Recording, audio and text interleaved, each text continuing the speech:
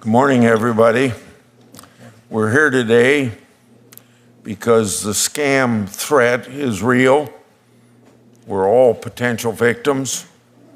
The perpetrators are getting more bold, more ruthless, and more global by the day. Transnational organized crime groups are targeting all of us with industrial scale fraud. These aren't small-time lone wolf crooks. They're sophisticated criminal networks operating with precision across the borders. They exploit technology, including artificial technology, and are draining billions of dollars from Americans' households. Federal Trade Commission estimates that scammers stole $158 billion from Americans in 2023. Almost $62 billion of that was stolen from our senior citizens.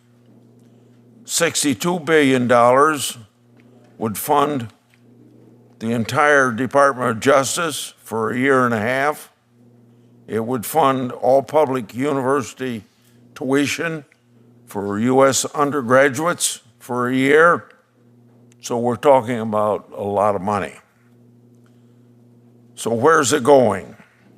Transnational crime networks are using American dollars for drug trafficking, human trafficking, arms trafficking, and other evil projects along that line. According to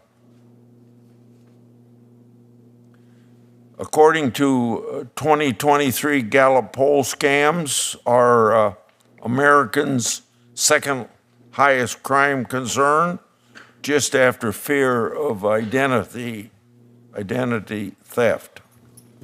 Nearly half of Americans say that they've encountered a cyber attack or a digital scam attempt. 8% of the U.S. adults, that's 21 million Americans, were scammed in the past year. That means more than 57,000 Americans are being scammed each day. Scammers are extremely convincing, and their tactics are very effective. Calls from foreign countries appear on cell phones at the local bank branch number, the local police department, or another trusted entity. Artificial intelligence needs just 17 words of a person's real voice to create an entire script that sounds like that individual. So it's believable then when a caller that sounds just like your child or grandchild claims to need a few $1,000s after an at-fault car accident or for some other reason. There's a scam out there designed to entrap each of us. Americans are pressured, coerced, coaxed, encouraged, or even romanced into emptying their savings, draining their retirement, and wiring funds to accounts controlled by criminal organizations in other countries. Crime groups in Nigeria are known for internet scams, and crime groups in India are known for tech support scams. Chinese gangs run scam centers in Southeast Asia where trafficked individuals are often forced to carry out scam efforts. Those scams affect all Americans. We focus this hearing on older Americans for a few reasons. First, older folks are suffering over a third of all scam losses. They often have accumulated more wealth than younger Americans, so they have more to lose. Second, seniors belong to a generation that's more likely to answer the phone and is more likely to experience loneliness and isolation directly related to age. Lastly, financial exploitation increases the risk of both physical and mental health issues, particularly for older people. People who have been scammed often experience shame, anxiety, depression, and post-traumatic stress. They also have an increased risk of suicidal thoughts and actions. This isn't just a call to protect the elderly, it's a call to defend our country's integrity, its financial security, and a moral obligation to protect the innocent. Before I call on Senator Durbin, we're going to have a 2-minute video demonstrating what we all know is going on. Proceed with the video, please.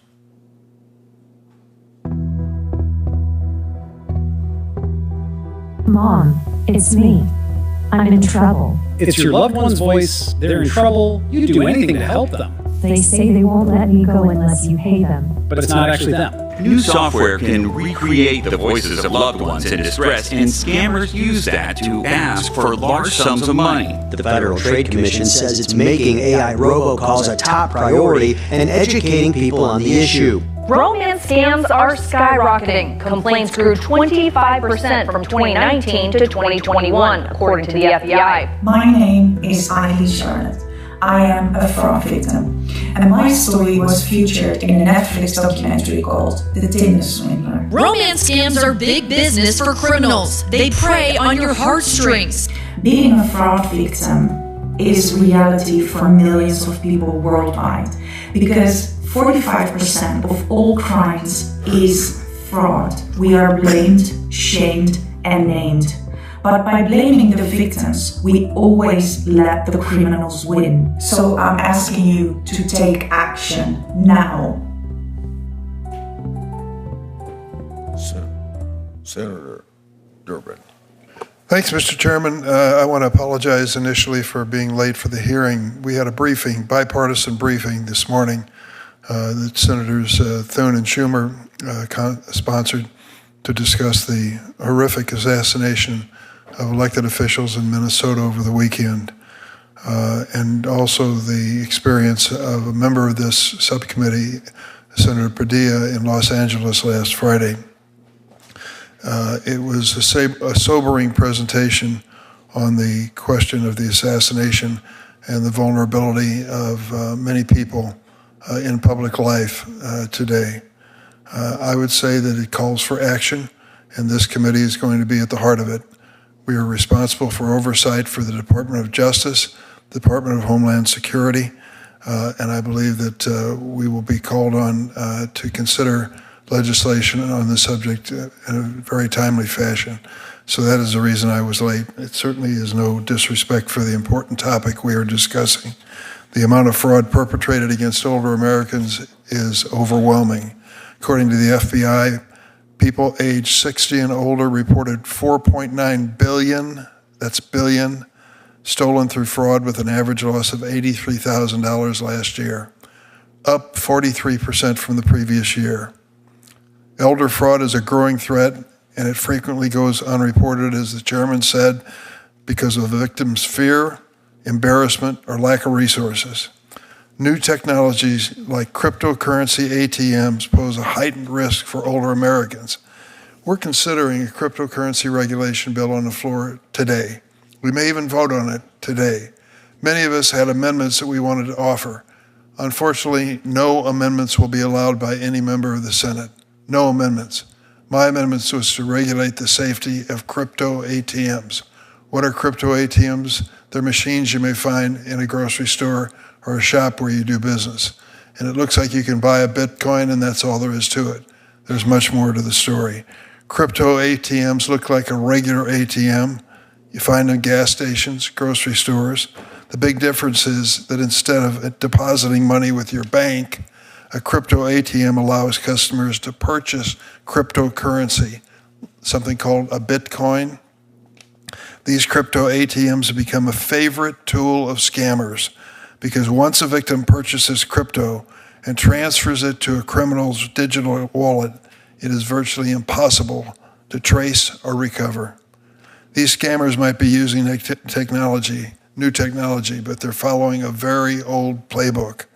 They call their victim and pretend to be from the victim's bank, or they impersonate a government official. They may announce to the victim that they missed jury duty, and because of it, they have to pay a fine. And to avoid a trial and a fine, they go to a Bitcoin machine and deposit thousands of dollars. Sounds impossible, happens all the time. They may say the victim owes money for skipping jury duty or needs to bail a loved one out of jail. It happened to my wife. She got a call from our grandson, and she was supposed to send money quickly because he'd been in an auto accident. She called me and said, "What do you think I should do?" And I said, "Let me ask our grandson who's standing next to me whether he was in an auto accident." And the answer obviously was no. It was a scam. They tell their victims all they need to do to make the problem go away is to pay a fine or a fee using the nearest crypto ATM. The scammer walks them through every step. Put in your money, buy your crypto, send it to the scammer's wallet. Crypto ATM scams led to nearly $247 million in losses in 2024, 31% increase over the previous year. And make no mistake, the crypto ATM companies know that their machines are involved in this fraud.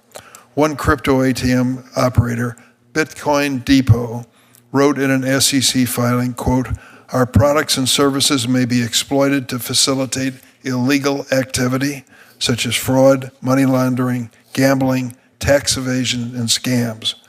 That is a stunning admission in their own corporate product. But it gets worse. I don't want this to be personal, but I want the chairman to know it. An investigation by Iowa's own Attorney General found over 98% of the money that the people in Iowa reported sending through Bitcoin Depot was part of scam transactions. 98%. Can you imagine? Crypto ATMs aren't being exploited. They're being used as indicated and misused, obviously, over and over again. And cryptocurrency in general are also increasingly used for fraud. In 2024, the FBI reported crypto-related crimes up 66%. Americans lost $9.3 billion to crypto scammers. Nearly 150,000 complaints filed involving crypto fraud, including more than 6,000 complaints in my own home state, and more than a third of all crypto fraud complaints filed by Americans over the age of 50. Statistics alone can't paint a complete picture. In Illinois, an elderly woman with MS lost $40,000, her entire life savings. The woman could not get around very well. The scammer even called an Uber car to pick her up and drive her to the local crypto ATM. This heart-wrenching story and many more like it are the reason I introduced the Crypto ATM Fraud Prevention Act with Senators Blumenthal, Reed, and Welch.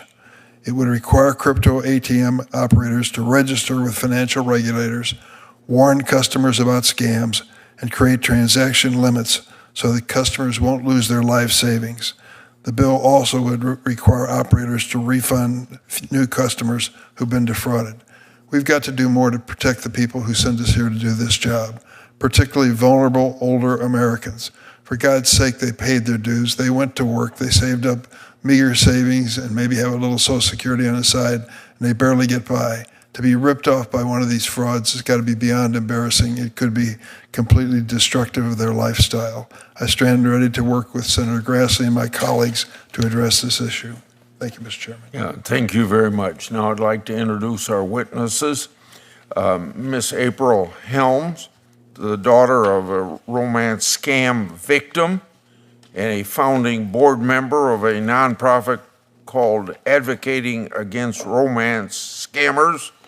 Following her mother's tragic death, Ms. Helms has dedicated her life to spreading awareness about romance scams and helping those victims. She's also host to a podcast called Scammers Stories, where she has interviewed over 100 people from all walks of life who have experienced scams. Miss Jilenne Gunther, the National Director of AARP's Bank Safe Initiative, a comprehensive intervention platform that equips the financial services industry to prevent and stop financial exploitation of older adults.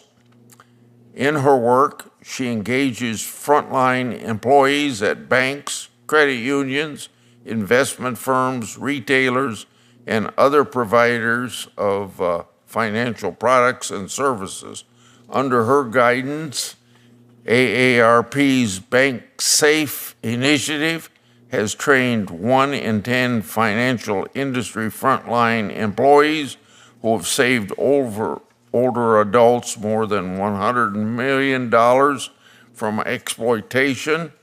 Ms. Gunther holds a JD degree from University of Utah, master's degree in social work from Washington University in St. Louis. After Ms.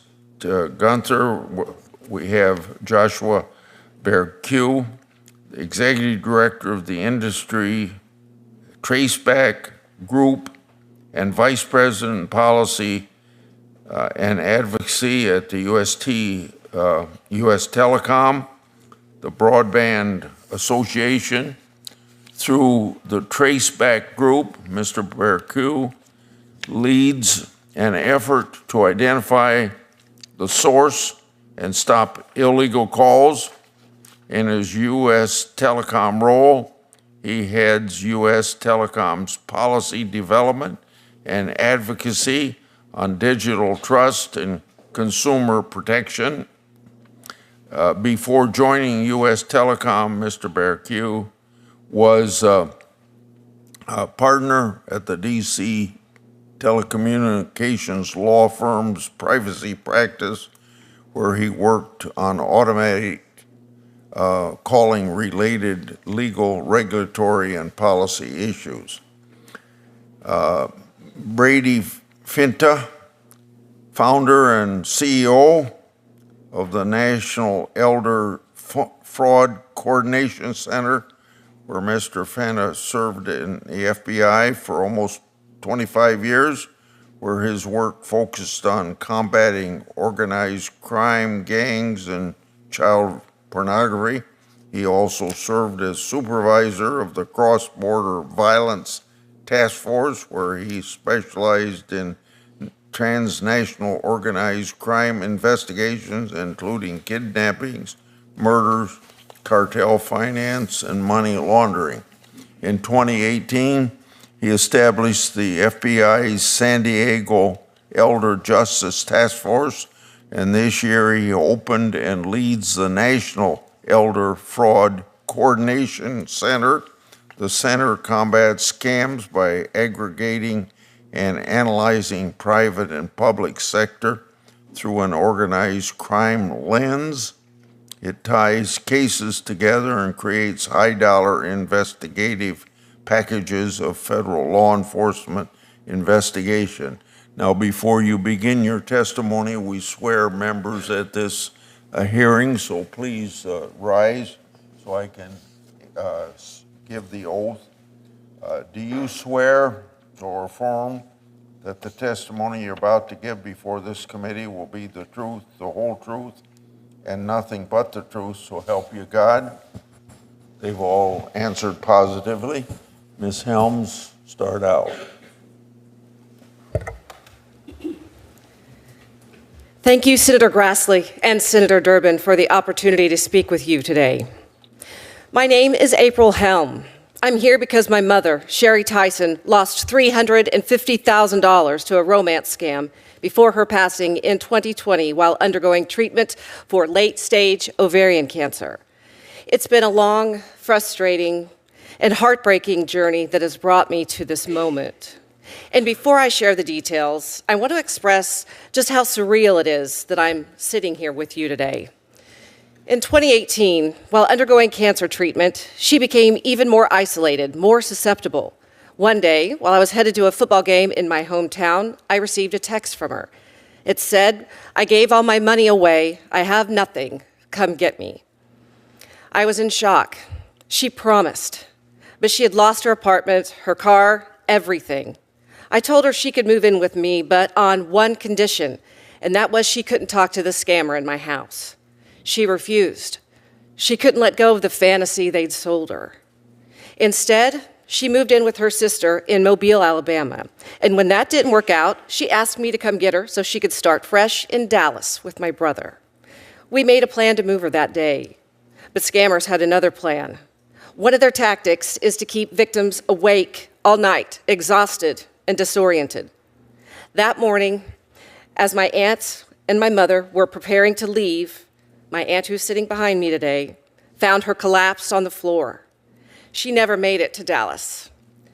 I believe with all of my heart that if it weren't for the scam, I would have seen my mother that day.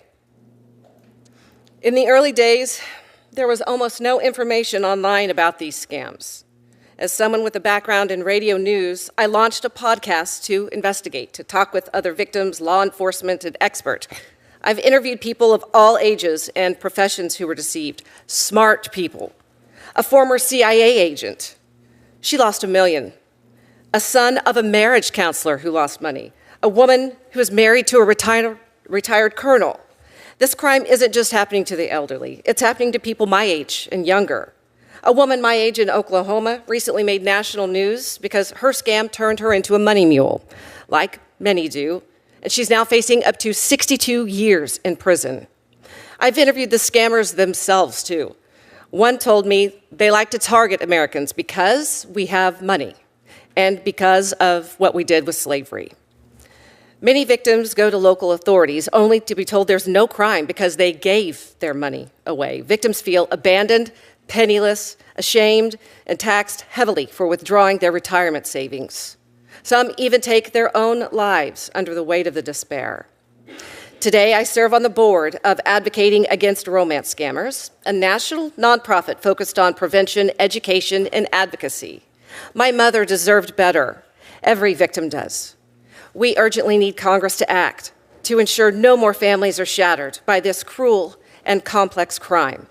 Thank you for your time, and thank you for listening to my mother's story. Good morning. My name is Jilenne Gunther, and I am the National Director of AARP's Bank Safe Initiative. I'm honored to speak with you today on behalf of more than 100 million Americans aged 50 and older. I've spent my career working to prevent fraud, starting in a prosecutor's office, then at the state level in Utah, and now nationally at AARP. Congress's work addressing fraud has really opened up opportunities for prevention, from providing immunity for reporting fraud when financial institutions train their staff, to encouraging the sharing of industry promising practices. And we're seeing the results. AARP's Bank Safe program builds on the goals of those laws. We partner with 1,500 financial institutions to stop exploitation before the money leaves the account. The free training we created with the industry, paired with policy adoption, has helped prevent more than $450 million from ever being stolen from consumers. But this fight is personal. It's in my DNA. My grandfather was a banker and a victim. In his 90s, someone was taking cash from his wallet. My uncle, also a banker, noticed the red flags. And in a move only a banker would think of, he planted a die pack in my grandfather's wallet. Our family literally caught the thief red-handed. Most families aren't that lucky. They don't have bankers, and they don't have die packs. So that's why I built a program at the very bank where my grandfather worked, so other families wouldn't have to rely on luck to protect the people they love. Because fraud isn't an accident. It's a crime, and it's happening at a devastating scale. The FTC reports older adults lose between $7 billion and $62 billion a year. In a blink of an eye, someone can lose their entire retirement savings. The financial industry can be the last line of defense, but only if we give them the authority to act. Let me tell you a story about Brittany. She's a young college student working as a bank teller. After taking AARP's training, she noticed a man acting strangely. He wanted to withdraw all of his money from his account, and he kept on going outside to take calls. She slowed things down, asked the right questions, and she said to me, I wouldn't have caught it without the bank safe training. Her actions protected this man's life savings of $50,000. And this isn't rare. A study found that bank safe trained staff save 16 times more money than those without the bank safe training. But we're still leaving tools on the table. Today, most financial institutions can't delay a suspicious transaction unless their state specifically allows it. Yet, according to the American Bankers Association, 90% of institutions in those states say holds would be beneficial. A study also confirmed that delaying and holding transactions like the one that Brittany used are among the most effective frontline tools. But there are outdated regulations that really tie the hands of the very people best positioned to act in real time. Meanwhile, criminals are coordinating across telecom, tech, social media, and the financial industry, while we ask these same sectors to work in silos. We need a federal coordinated response under your leadership to make this happen. That means empowering financial institutions to delay suspicious transactions without fear of liability, enabling the real-time information sharing of fraud, and requiring social media, tech, and telecom platforms to become part of the solution, not hiding places for criminals. Australia is already doing this, and it's working. Scam losses dropped 43% after they launched a national response. And this isn't just about stopping theft.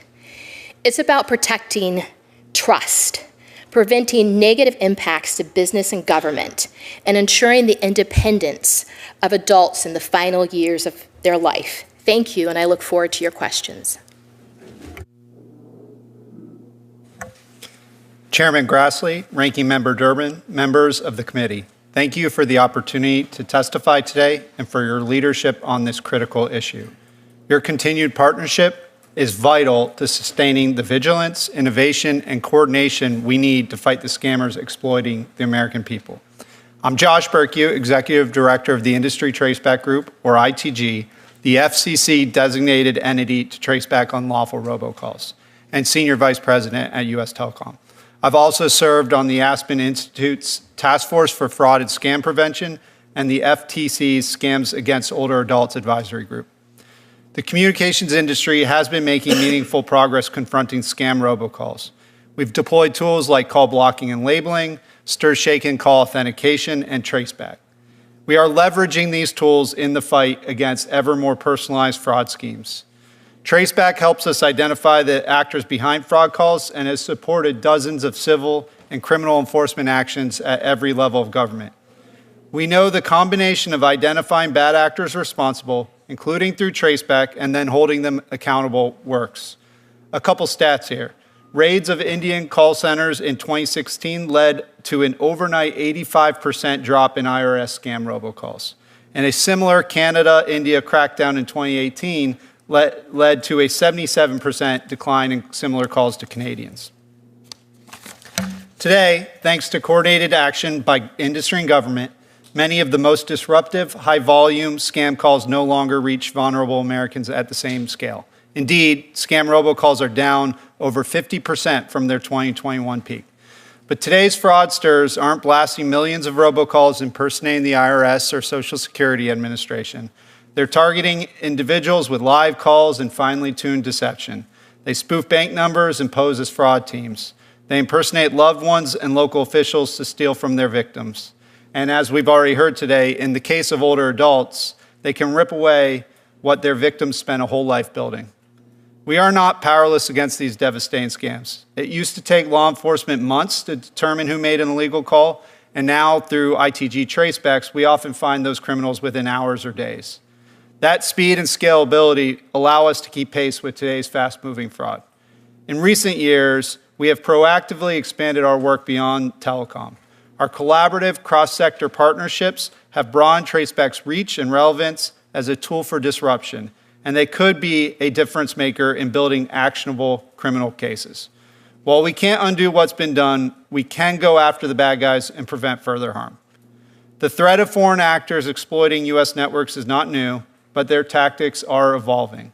Increasingly, we trace calls to foreign actors posing as U.S.-based entities, forming shell LLCs, and in some cases, impersonating real companies, all tactics designed to evade scrutiny. Criminal enforcement remains essential to deter these groups that are orchestrating these scams. Some tactics, like SymBox is used to route calls from abroad, require actors to be present in the U.S., creating a rare opportunity for enforcement. Turning that vulnerability into a point of disruption and deterrence should be a clear priority. We're responding aggressively, but we cannot make arrests or prosecute the criminals even when we identify them. That's where we need government support. There are 3 things Congress can do that would make a meaningful difference. First, establish a national anti-scam strategy with a designated federal lead or task force. We need a coordinated federal response, and we need to treat scams as what they are, crimes.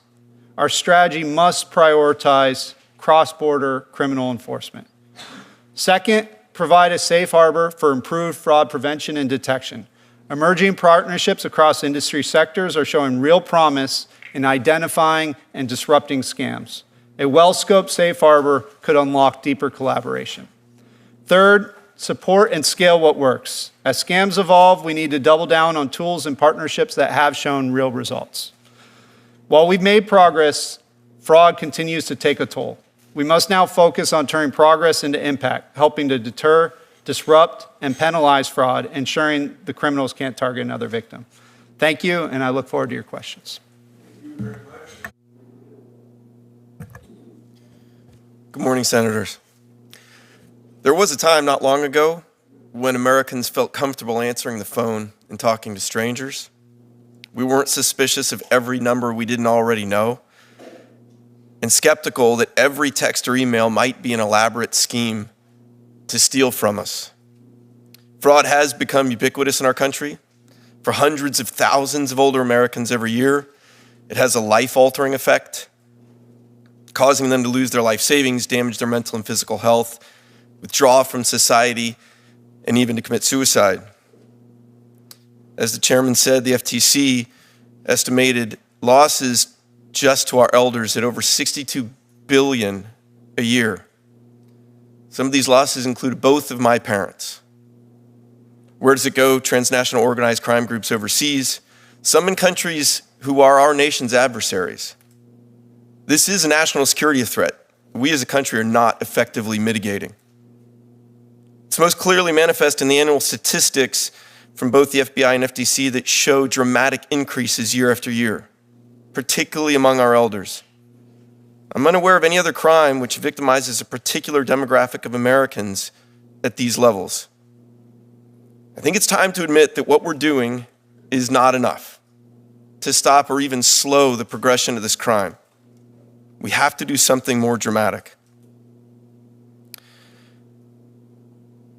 I'd like to make some recommendations on things our government could do to address this enormous problem. First, we should better leverage America's private sector efforts.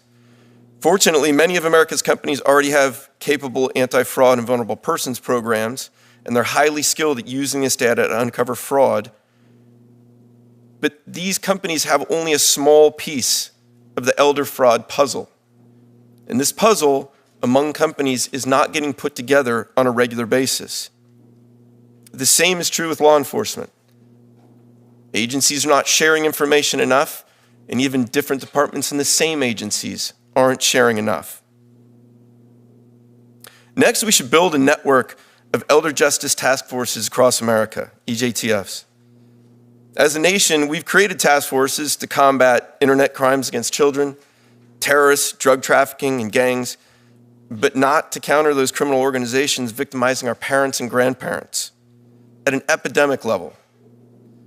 The power to change this dynamic is within our grasp by creating these task forces and teaming them up with the public sector. Historically, state and local law enforcement have had little or no role in investigating transnational organized elder fraud cases.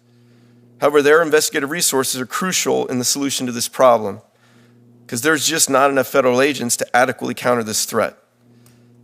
Combining these resources will allow for more mutually supporting investigations across the country, as well as prosecution of co-conspirators committing state crimes. This would create the capacity to better handle the enormous number of complaints. Linking the work of these EJTFs and some national oversight would make a more effective and efficient mitigation. We should build a support network for these EJTFs. Each one would need the support of a law enforcement coordination center in that region, aggregating and analyzing the elder fraud complaints collected by the various law enforcement agencies in that area, and combine them with complaints from Adult Protective Services, IC3, FTC, and the like. These leads can be analyzed, prioritized, and used to initiate substantial investigations.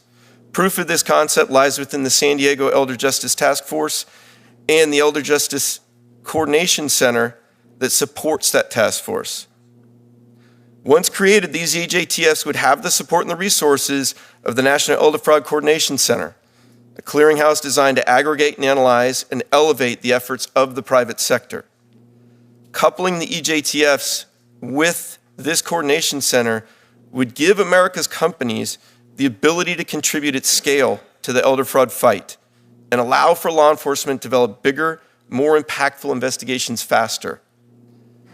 Building this network would be a massive first step in bending the curve of elder fraud in America, keeping billions in the accounts of older Americans and inside the U.S. economy. Thank you for your time. I look forward to answering your questions. Thank each of you for your testimony, and I'll start, and then Senator Durbin, and back and forth that way.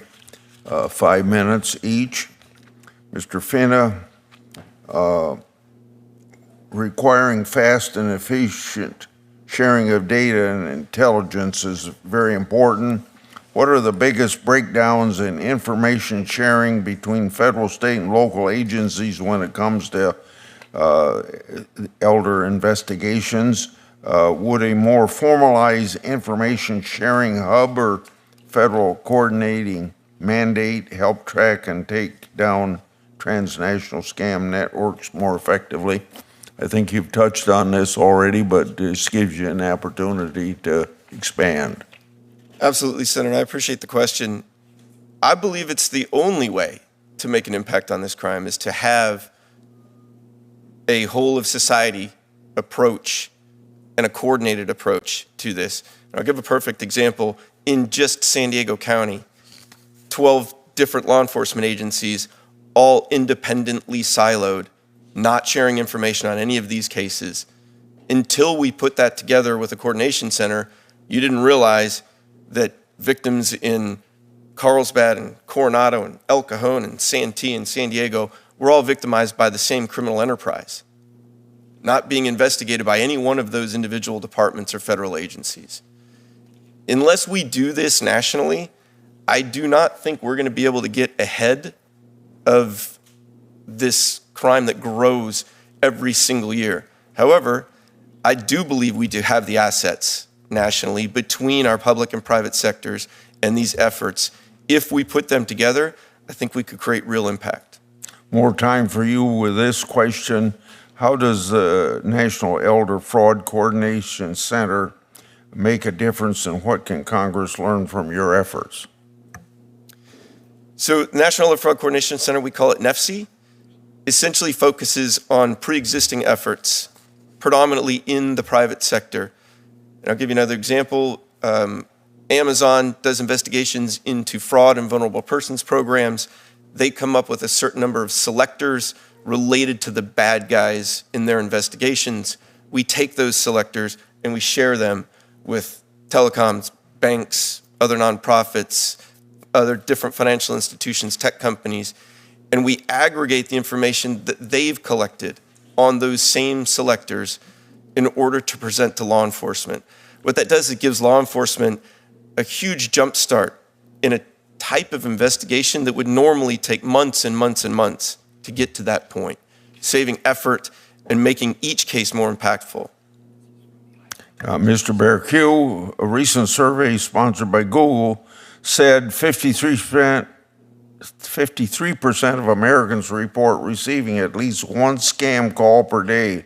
What should we be doing as a nation to regain trust in our telecommunications system and to protect citizens from the growing rates of scam calls? Thank you, Senator, and thank you, Mr. Chairman. And I think our industry shares that concern. We all want the same thing. Calls people want getting through, calls people don't want getting through, and that's what the industry has really been focused on. I think the way to really focus on that is we really do have to go after the bad guys. We've built a lot of protections in the network. There's been a lot of enforcement against enablers of that, and what we see is that the criminals behind this just keep adapting and finding new pathways. So I think that's really got to be part of the answer, going after the bad guys. Ms. Gunther, 13 different agencies currently play some role in collecting data about and fighting scams. There's criticism that they operate in silos, and there's a lot of talk lately about the need to centralize data collection about scams.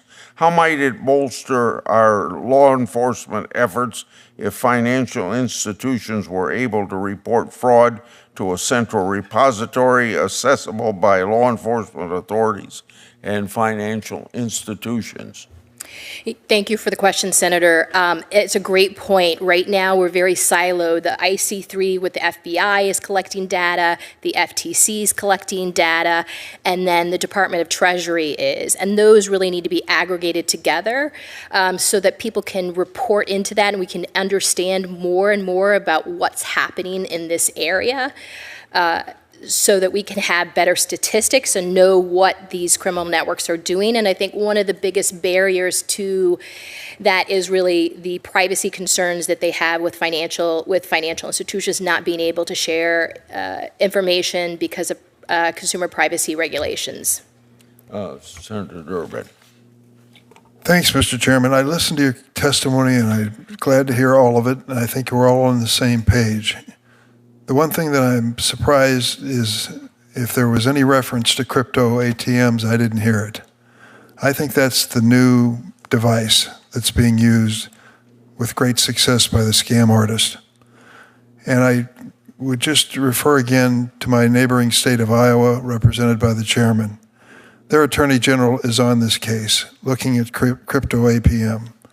An investigation by the Iowa Attorney General's office found over 98% of the money Iowans reported sending to Bitcoin Depot were part of a scam transaction. 98%. It gets worse. CoinFlip, another one of these operations, 95% for fraudulent transactions. These aren't real. I had a vaping shop in my hometown of Springfield, Illinois. I asked them to finally remove the crypto ATM machine because the owner was so embarrassed by the older people who came in there crying, tearing up, screaming, putting money into a machine, believing that they were saving themselves from a criminal prosecution. I mean, it's an outrage. So, Ms. Gunther, you know what I did with my bill because I worked with AARP to do it. Do you support it? Yes, we do support it, and we've seen firsthand at AARP how victims are being funneled to these crypto ATMs by people, a variety of criminals. And what criminals do is they want to go to those transactions because there are no guardrails to these, right? There's no trained staff like you have. No do-over. Yep, no do-over. there are no consumer warnings and there's no clawback. And that's why it's so important to have those guardrails. It's the same that we have guardrails in our traditional financial industry with banks and credit unions. We've seen that with BankSafe, when there's friction in the system, it gives people that pause to think something's wrong. And so by putting those frictions in the system with crypto ATMs, it will help cut down on fraud. But I think we really can't get to it until we get to the front end of the issue, which is trying to figure out how to cut it off, the communication from the criminals that are using this social media, tech, and telecom company platforms to communicate with consumers. What percentage is using a telephone now for these scam transactions? I don't know that specific statistics, but I'm happy to get that for you for our office. Mr. Bercu, how much? I don't know for sure either, but it is something that we're continuing to focus on is when that communication comes through a phone call. So when I warn senior citizens who are worried about these scams, be very doubtful of that telephone call. You're not going to get the telephone call from the Veterans Administration or the Social Security Administration. They're making it up. It's all phony, and they're trying to get you to do something you shouldn't do. I can recall getting a call from my bank, and they said, we're just checking a suspicious transaction. By the time of the end of the phone call, it was clear it was a scam. I told the fellow I just wasn't going to follow through, and he had some choice words for me. But is it safe to warn senior citizens to be extremely doubtful and careful when they receive this telephone communication? I think, unfortunately, the current status of fraud, it is good to have everyone on their toes. I know AARP just launched a new campaign. I can't quote it, but it's pause and listen. So I think that's really good recommendations. And one thing I always tell people, if it's the bank calling, tell them you're going to hang up and call back the bank's public number. And if they protest, it's not the bank. That'll be the end of the story. So if anybody asks you for a Social Security number over telephone, what's the answer? No, thank you. Never do it. How about passwords to get into your accounts? That I would recommend against that as well. Let me ask you about the crypto issue, Mr. Finta. You seem to be aware of it yourself. Yes, sir. Yes, Senator. Very common in pretty much every transnational elder fraud case now. It's kind of hard to find one without crypto transactions, and specifically the ATMs. I think some 13 states now have put in safeguards by their state law. Because I cannot offer an amendment to the crypto bill, there'll be no amendments. I won't even be able to raise this issue on a national basis. We ought to do it once and for all. This is a classic example of an amendment which, when I was here a few years ago, would have been accepted on a bipartisan basis, trying to establish some safety when it comes to these scam transactions. But we were being allowed by the crypto industry, no amendments, none, to this bill. Take it or leave it. Senator Moody. Thank you, Chairman. And thank you to all our witnesses for being here today. I am one of the newest members of the Senate. As you can see, I am sitting at the kids' table down here. The most junior member of this committee, but the most excited because I was a former federal prosecutor, a judge, the Attorney General of the great state of Florida, and now I get the opportunity to take all of that I've learned and experienced, especially as it relates to seniors and some of the issues we're talking about, and delve in on a nationwide basis. And I want to thank you because as I'm hearing you, you're coming up with real solutions and recommendations, pointing out challenges in the way we are structured and the way we share information, the way we might approach this in a more organized, efficient way. And I haven't heard once that the way we can fix this is to throw a ton of money at the situation. In fact, I think I heard multiple times we have the resources, we're just not using them in the best way. And so as I have been here now for almost 5 months, one thing that continues to shock me is that we will sit through these hearings and will be, and I believe I've sat on a hearing of similar substance, and going down the line, we need more money, if you only give us more money, if you only give us more money. And it seems pretty now obvious how we have ended up as a nation with $36 trillion in debt, because there's a culture now here in Washington, and I guess it is now expected by everyone to fix a problem. The only way to do that is you just throw endless amounts of cash at it. And I have found over the course of my career in working with law enforcement and interest groups as to particular law enforcement issues that sometimes it's a leadership issue, or it's a coordination issue, or it's a structure issue. And it might take a lot less money if we fix that problem first. And so, thank you. This is a refreshing morning of people who know what they're talking about, genuinely offering solutions that doesn't just include throwing endless amounts of cash at a situation. And I want to echo something that Ms. Helm said. This problem spans all walks of life. Smart people are falling for these issues. And I think the specific reason seniors are targeted is because they have life savings. And sometimes they are not as adept or skilled at using rapidly evolving technology, whether that is to safeguard their assets that they're trying to manage online, or whether they're not used to using social media platforms in a way that is safe. So this is a challenge. As Attorney General, I noticed very quickly that our federal agencies and many times have a limit or a loss where they will actually prosecute. And sometimes that could be $5 million. And while the average person might lose what seems to be a little bit amount to a federal agency, when accumulated amongst all the victims, it could in fact exceed that, but we're not sharing information and we don't know what that true loss is.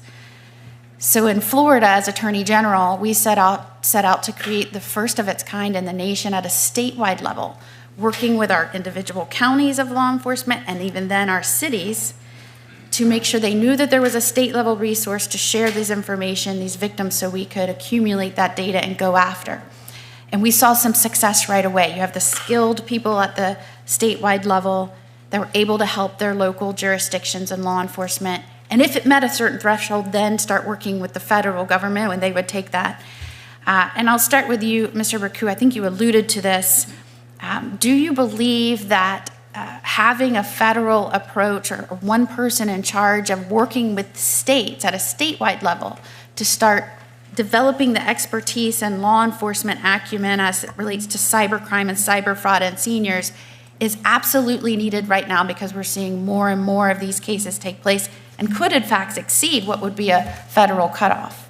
Yeah, I think absolutely. I think it's right for federal leadership, for federal coordination with the states and across the federal government too, because even with the federal, the FTC, FBI, FCC, DOJ, they all have a role. And so just that we need a central coordinator that raises this issue to the level of prioritization it deserves. And I'll turn to you, Mr. Finta. You kept referencing the problem here are these silos. There's no information gathering. There's no organizational structure to have the folks that are dealing with it at a federal level interfacing with statewide, because most states don't have targeted teams like this. What would be your recommendation if one were to approach doing that at a federal level? Where would you even start?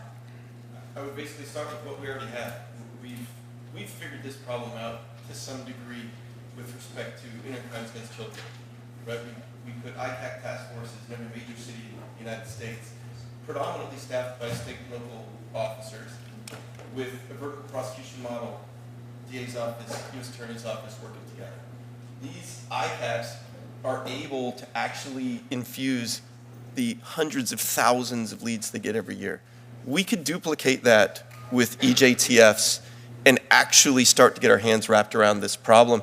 And the thing that we don't understand, or that we're not seeing, is because there's so few cases right now, the amalgamation of the intelligence of those few cases will get dramatically heightened when you have more of those cases. So if we just mimicked that model and built these EJTFs, it would start to change things. Thank you, Mr. Chair. Senator Klobuchar. Thank you very much, Mr. Chair. And I want to thank my colleagues for the kind words about the murders that happened in Minnesota and the work that needs to be done going forward. The people we lost were tremendous people.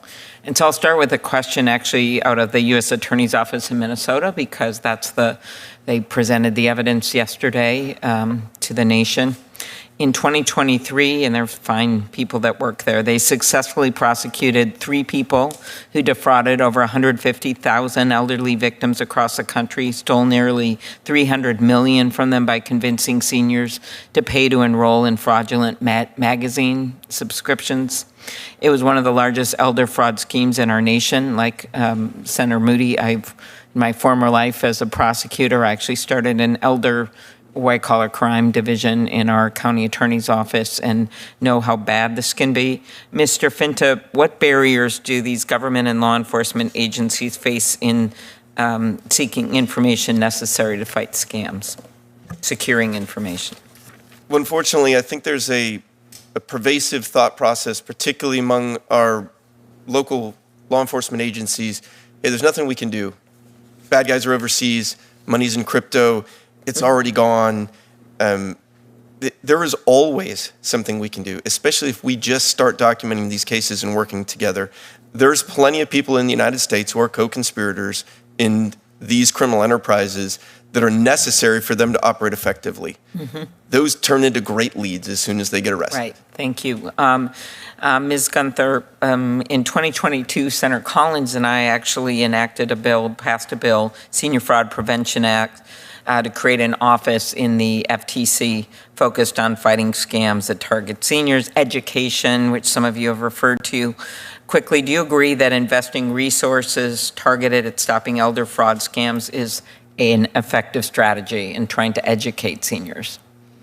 I definitely think that educating seniors is part of the tool set that we need to have. We know that it's effective when we're actually educating people, and there's different ways to educate people with behavioral tools so they're actually making changes and can recognize and spot those specific red flags of a scam. Mm-hmm. So we do think that, but there are other tools. We need to give tools to the financial industry to actually stop suspicious transactions, mm-hmm. because education is not a one size fits all. We need to have a coordinated federal response.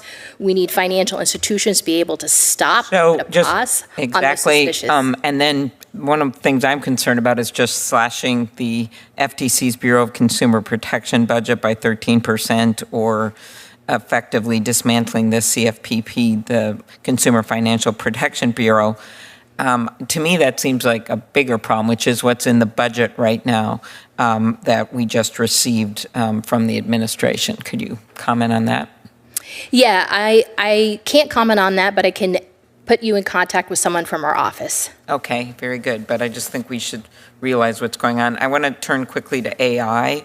I actually have had in my someone I know well whose son serves in the Marines. He got a call when his son was deployed. That was his son's voice that had been scraped off the internet. This isn't a senior scam, but we're seeing so much of this with seniors, and saying, I'm in trouble, I need money, basically. And he figured out something was wrong when he started asking questions and hung up. But I think the grandma might not have done that, or the grandpa. Ms. Helm, you testified about some of the ways scammers have ruined lives. What should people know about the dangers of AI-generated scams? Yes, when my mother went through her scam, this was right before AI exploded. So they used very archaic tools of video of a man in a dark room, and they would voice over the actor in the video. And they were actually pretty convincing, enough to convince my mom to give $350,000 away. But with artificial intelligence, this is going to explode. They are so convincing, and they've got money to back people up to make these scams even more convincing. They'll send you a $100,000 check, and it'll cash. Mm-hmm. Makes you think we should be doing some rules of the road on AI, which we've had a bipartisan effort going on. And one of my biggest fears of this is just the scams that are going to affect individual people. Senator Blackburn and Senator Coons and Tillis and I have worked on deepfakes. But we have to make sure this incorporates some of these scams going forward. What we do, Ms. Gunther, do you want to add anything on AI? Yeah, so with artificial intelligence, it is very scary. We're seeing them adopted. We're getting calls, hearing from our members where they're cloning voices. It's very difficult to use AI to detect that. And so that's why it's really important to have other tools as well. Not only do banks need to adopt artificial intelligence, but they need to do it at a faster pace. But they also have to use other tools in the bucket as multi-factor authentication as well. Thank you. Senator Blackburn. Thank you, Mr. Chairman, and to each of you, thank you for being here. Ms. Helm, I thank you for weighing in and working with us as we developed the romance scam bill that we've been moving forward with at Commerce Committee. Thank you. I appreciate your input on that. You know, one of the things we realized was the entry point for a lot of these scams and these financial crimes are the dating apps, and especially the dating apps for seniors. And so when you talk about an entry point, that seems to have been it. But what we have learned, and Mr. Chairman alluded to this in his opening, these are really transnational organizations. And pardon me, this is a big business. And I know U.S. consumers lost, the estimate is $1.3 billion last year in these scams, but that is what is reported. And we know many of these don't get reported because of embarrassment, or they figured it out, but they've already lost several $1,000s in the process. And as we were working on our legislation, what we found is that some of these sophisticated transnational criminal organizations will actually promise people that they will get them to another country, many times the U.S., for high-paying jobs. But what actually happens is it's a form of human trafficking tied to it. They're brought here, and then they're placed in what are called fraud dens. And in these fraud dens, they work the internet, they work the phones, and they create these relationships, and then they are scamming people out of hundreds of millions of dollars every year, and telling these individuals that they were going to bring to the U.S. and people that they're trafficking that they have to work out their debt. So that's how they keep them in these dens. But Mr. Finta, I want you to speak for a minute about these transnational organizations and what we know about them and their underpinning as it relates to these crimes. Thank you, Senator. These transnational organized crime groups, they're not really any different than the Mexican cartels, the TAC East groups doing cyber crimes. They're configured relatively similarly, particularly in the way they launder the money. So one thing that we noticed doing elder fraud investigations is that a lot of the money that we were tracing through these accounts was also in the same accounts with proceeds from narcotic sales, human trafficking, all kinds of other crimes. So it's not necessarily about the crime as much as the criminal groups. So we have the sophistication in our government and in our private industry to do these investigations if we coordinate them and work them together to have more effect. I think it's more a function of us choosing how to do that as opposed to letting the crooks choose, because they're plenty sophisticated. We need to be at that same level. Yes, and I think, and you alluded to this earlier, as we have worked on the Kids Online Safety Act and worked with industry and worked with parents, we've seen some of this skill set develop, and it could be transferred over. Mr. Bercu, I want to ask you, and thank you for the work you've done on tracing the illegal phone calls, the robocalls, and those things. Talk a little bit about traceback, and give me an example of where traceback and or a cross-sector collaboration has led to a criminal conviction and to unraveling part of this network? Yeah, thank you for the question. I think we'd love to see more of our work lead to criminal convictions. That's where we just really think that needs to be a priority. Where a lot of our work, so we trace the calls, we get examples from illegal calls, referrals from law enforcement, data we source ourselves, working with financial institutions, tech companies, others, and we'll trace that back to the source. And basically, we see 8 to 10 different voice service providers touch that call along the way. And so that's why we need traceback to find out where it really came from, who made the call. So that's the traceback effort. It's been very successful in civil enforcement. Where we'd love to see it amped up is in the criminal side. Okay, let me ask you this. With Wi-Fi calling, have you been able to follow any on Wi-Fi calling? And if someone's using a VPN, does that obstruct your work? So for us, yeah, our focus, if it hits the public telephone network, we trace it back. If it's purely over the top, like a WhatsApp call, that would be outside the scope of what we do. Thank you, Mr. Chairman. Senator Whitehouse. Thanks very much. I just want to flag for any Rhode Islanders who might be listening that if you're getting texts and emails that say you owe a toll and that proceedings are about to begin against you because of unpaid tolls or tickets, consider that to be a scam and be very wary about clicking onto any link in that text that purports to be the way that you're going to pay off the unpaid toll or ticket, and know instead that this is almost certainly a scam. The Department of Motor Vehicles and the Rhode Island Bridge and Turnpike Authority have both put out notices that these are not their way of dealing with customers who owe them money. And so when you see that, be very, very wary. That's my public service announcement for the day. I'd also like to put into the record the story of a Rhode Islander who was the victim of a romance scam and lost a great deal of money to a scammer who was sentenced to serve 121 months in prison by then Chief Judge Jack McConnell in Rhode Island. It is hard to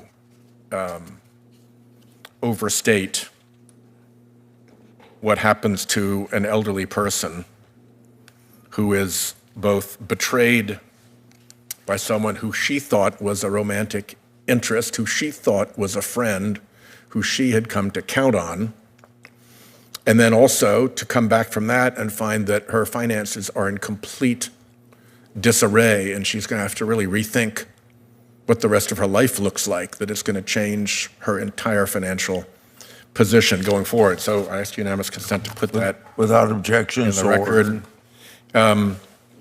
One of the things that helps the fraudsters is anonymity.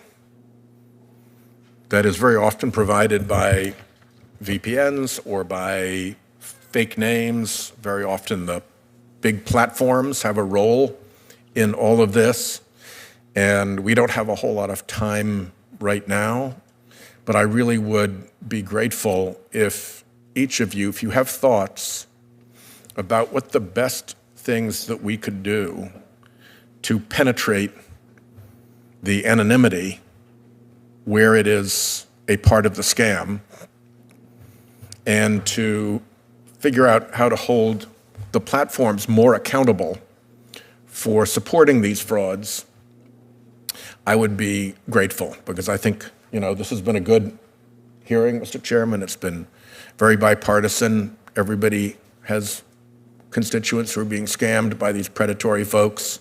Some of them are from overseas. When I was U.S. Attorney, we had what they called 419, I think they called them scams, where A Nigerian minister suddenly discovered that he had $4 million squirreled away and just needed to get your account information so he could store it in your account, and you'd get $2 million of the $4 million and he'd get the $2 million. It was going to be a great deal. All you had to do was give him all your bank information. Yeah, how did that work out? So the more we can drill into who is really behind these things, the trick with those was trying to figure out who was at the other end of it. And the Secret Service did a pretty good job of investigating, but now anonymity is even worse. And therefore, these frauds are practiced more prevalently and with less accountability. So your thoughts on dealing with the anonymity problem and how we can break through that to find the perpetrators more regularly, I'd really be grateful for. And thank you for the hearing, Chairman. Question for the record, we'll call that.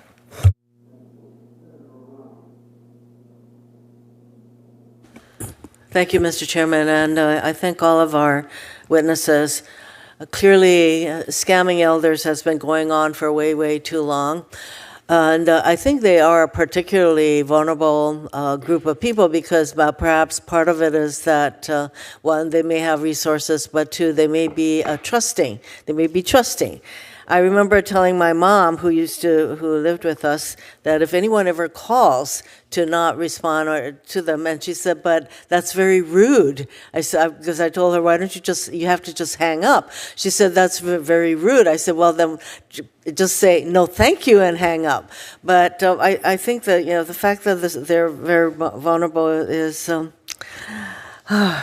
One wonders what more we can do. I think there's more, of course. So I think there's bipartisan support for the idea that we should work together to combat this type of targeted fraud. But it's pretty much all kinds of fraud that has to do with financial fraud. And the thing is that it bothers me that in February the CFPB was effectively shut down. And as we know, CFPB educated Americans about scams and responded to complaints, and it returned over $21 billion from basically financial scams. So this is not a time to be shutting down a very effective agency, and that's probably maybe one of the reasons that it's being shut down. And then in April, the DOJ announced that it was disbanding its National Cryptocurrency Enforcement Team and would no longer target crypto mixing services that criminals used to launder the proceeds of their scams.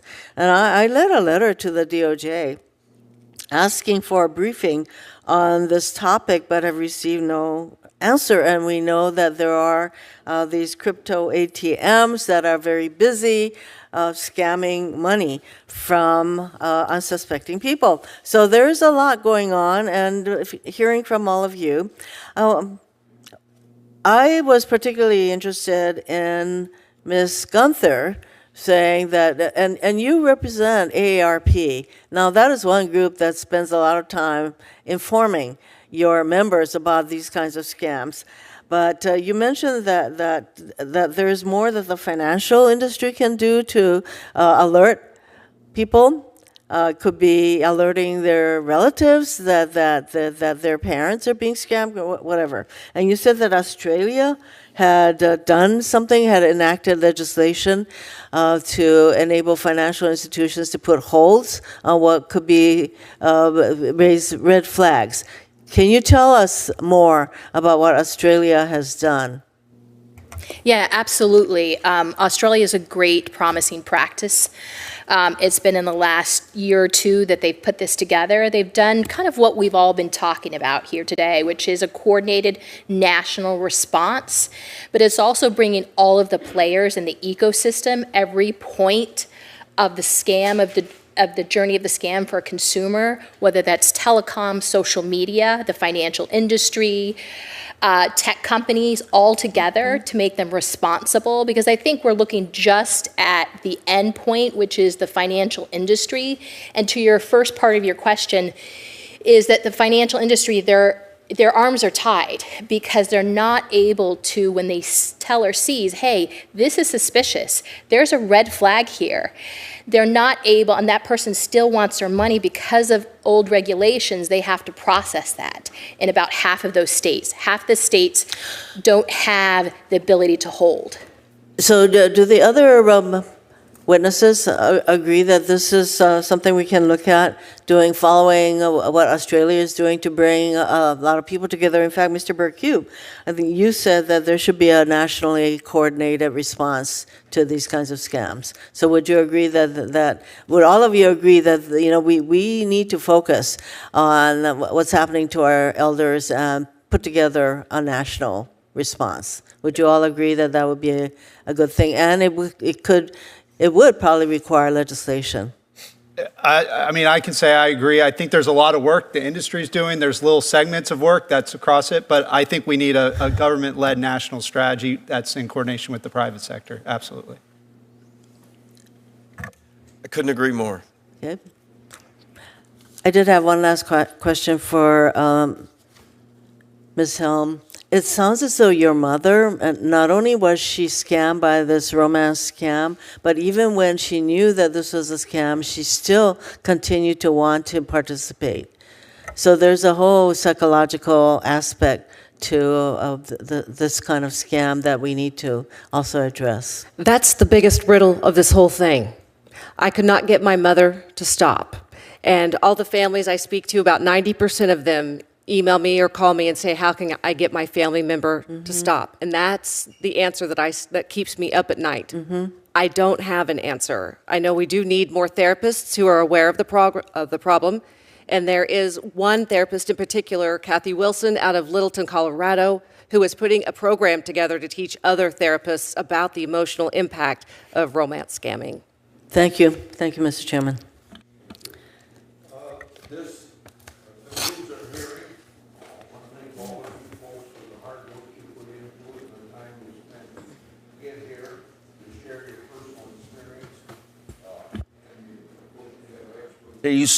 And your perspectives are pretty darn important to everybody that gets hurt by these crimes. Now we have a process for written questions. They can be submitted for the record for 1 week from today. And then for you witnesses for answering these written questions, we'd like to have you 2 weeks after you receive them, if you could get them back to us. Thank you all very much.